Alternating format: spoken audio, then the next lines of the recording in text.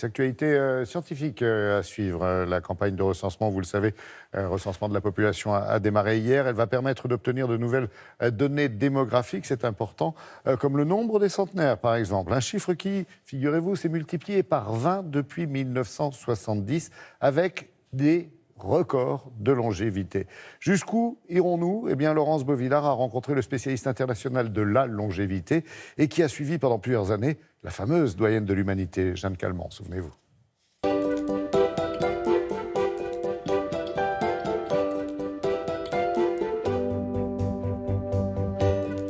En 2019, 30 à 35 de nos concitoyens ont plus de 110 ans. Ce sont des super centenaires.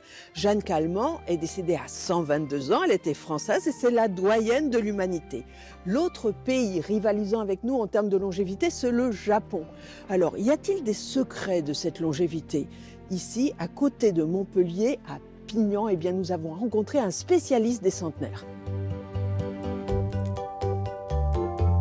Aujourd'hui, la plus vieille doyenne, donc c'est Jeanne Calment, elle a 122 ans et ce record n'a pas été battu depuis son décès en 97. En fait, Jeanne Calment apparaît très clairement comme ce qu'on appelle en statistique un outlier. Elle est hors de la distribution.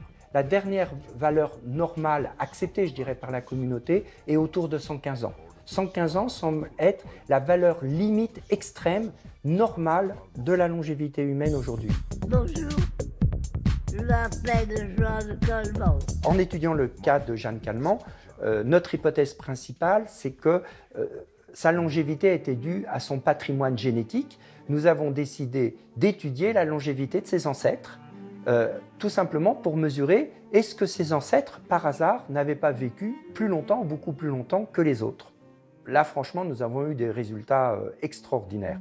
L'entonnoir qui va sur Jeanne Calment, c'est tous les ancêtres de Jeanne Calment, donc c'est ses 2 parents, ses 4 arrière-grands-parents, ses 16 arrière-arrière-grands-parents, ses 32, ses 64, ses 128. On est retourné jusque-là, chercher les 128 qui sont arrière-arrière-arrière-arrière, mais à toutes les époques, les ancêtres de Jeanne Calment ont significativement vécu plus longtemps que des gens qui étaient exactement dans les mêmes situations. Les personnages comparables, donc des vrais témoins, espace-temps de chaque époque en remontant jusqu'au XVIe siècle. La recherche des gènes de la longévité a fait partie des premiers travaux lorsqu'on a commencé à pouvoir faire de l'épidémiologie génétique. On a trouvé un gène qui est fortement associé à la longévité, un seul, ce qui est très décevant. Son petit nom, c'est l'ApoE. Et en fait, on sait bien ce que fait ce gène.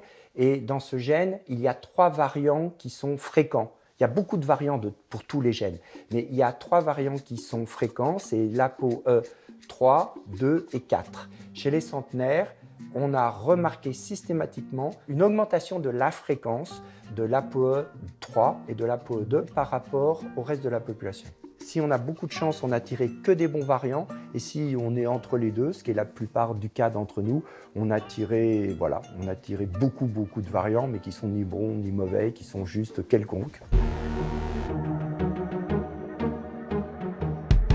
Il y a quelques semaines, les médias du monde entier ont repris une annonce faite par une équipe russe. Jeanne Calment ne serait pas morte à 122 ans, mais à 99 ans. Pourtant, le cas Jeanne Calment est le mieux référencé au monde. Et en plus, qu'une femme se vieillisse, eh bien, c'est assez rare. Cette équipe russe, elle, n'a aucune référence scientifique. Donc, on pense que Jeanne Calment est véritablement décédée à 122 ans et que l'équipe russe est très bonne en communication.